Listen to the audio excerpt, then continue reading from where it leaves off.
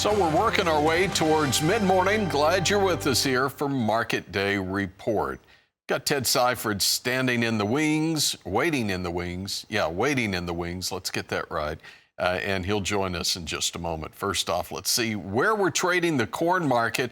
We've been in the red for the most part and remain there. December at 420 and a quarter, down 6 and a quarter. Nickel lower on the May contract now at 439 and a quarter. What about soybeans? Even with that flash sale, 176,000 metric tons overnight, unknown destinations. We're still lower. November off 14, January at 995 and a quarter. That's down 12 and a half. 12 and a half lower for the March as well. Wheat market, again, lower. I sound kind of like a broken record here. With the December contract off 9 3/4 cents. July Chicago 565 and a half. It's down 8 3/4 cents. July Kansas City wheat down 7 3/4, 565 and a quarter. December Minneapolis penny 3/4 lower at 569 and a quarter. And in New York, cotton futures are down 1.6889 on the D's. Well, Ted Seifried's with Zaner Ag Hedge. Ted, even with that flash sale overnight, doesn't seem like it's enough to buoy the bean market, I guess. Yeah, it really doesn't. You know, especially go back to last Thursday, and we had a surprisingly bullish USDA WASDE report, really lowering the yield a lot more than what the trade expectations were, although I think more in line with the actual market expectations were. And we had a carryover that was a lot less bearish than what we had been working with. And yet this has been the response here this week. 4 straight down days, breaking through key support levels in the form of the 10 and the 20-day moving average, and now trading below $10 again, and looking like we want to go challenge those October lows. So very interesting. You mentioned we had a flash sale, but those have kind of slowed down a little bit, at least not the size that we had been seeing or even the frequency. So that's a bit of a concern, you know, for the people that are thinking, oh, China might get very aggressive buying with now Trump coming into office. Well, we've not really seen that, at least not yet. In the meantime, you look at South America, their weather looks really good. You had Konabi numbers out, and they keep marginally increasing their first season corn and bean crops, which is, you know, you can say, all right, well, they're not increasing it, you know, a whole lot, but they're already expected to be really big. And the trend is that it is a bigger crop. And you look at the forecast and you say, wow, for all the concerns that we had about delayed planting and everything like that, and dryness early on, that has really changed very dramatically. And now you have a very good looking outlook for that South American crop for both Brazil and Argentina at the moment. So, yeah, you know, I think I said it on Tuesday.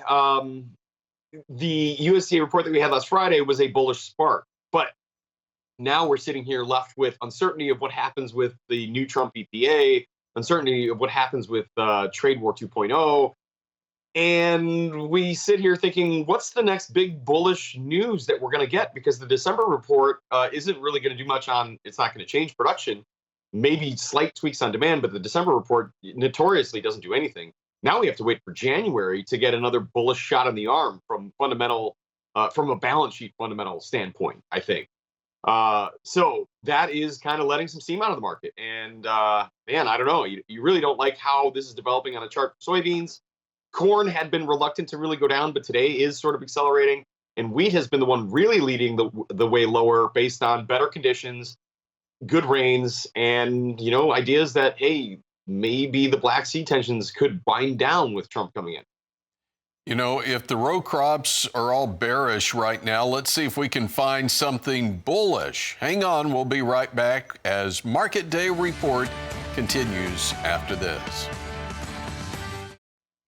We'll be back with Ted Seifried in just a moment. I mentioned that the row crops pretty bearish right now, so let's try to find something bullish, i.e., let's go to the cattle market. Well, we're not finding anything bullish right now.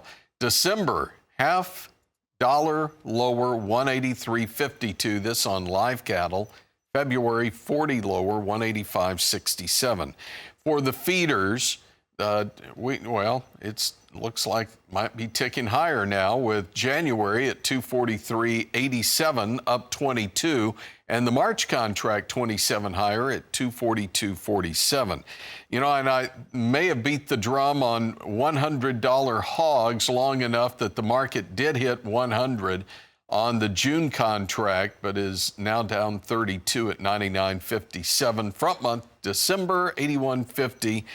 It's down 37, and as I'm searching for something really bullish, if you will, I mentioned that to Ted Seifried, and he said, well, crude's kind of rallying. So, Ted, with Zaner Ag Hedge, I finally found something moving in that positive territory thanks to you. It's hard to find, though. Yeah, it is. Yeah, there's a lot of red on the board today, aside from crude oil and the U.S. dollar index. Yeah, you alluded to PPI numbers and things like that.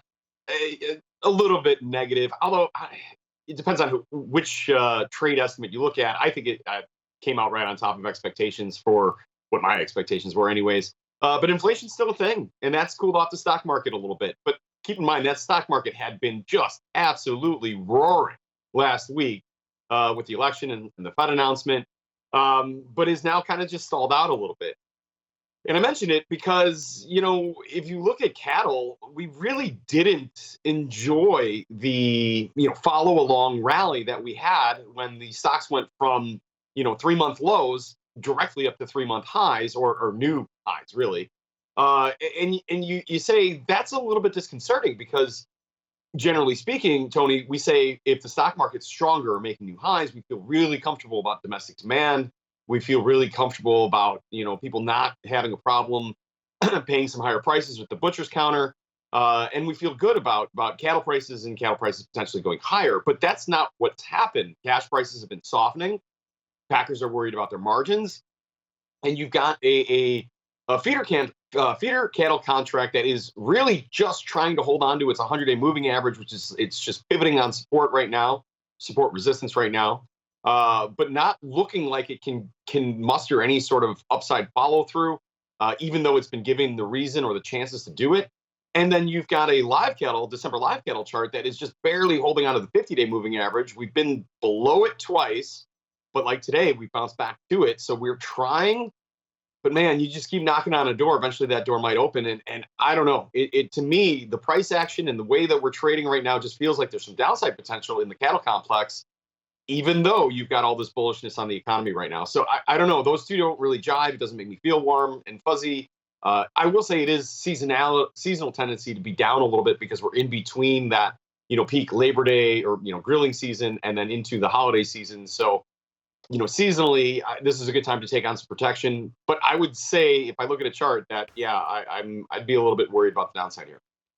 All right, Ted, great to see you. I know we'll see you back here on Tuesday, and we'll see you on the radio tomorrow. All right, Ted Seifried with Zaner Ag Hedge, Tammy.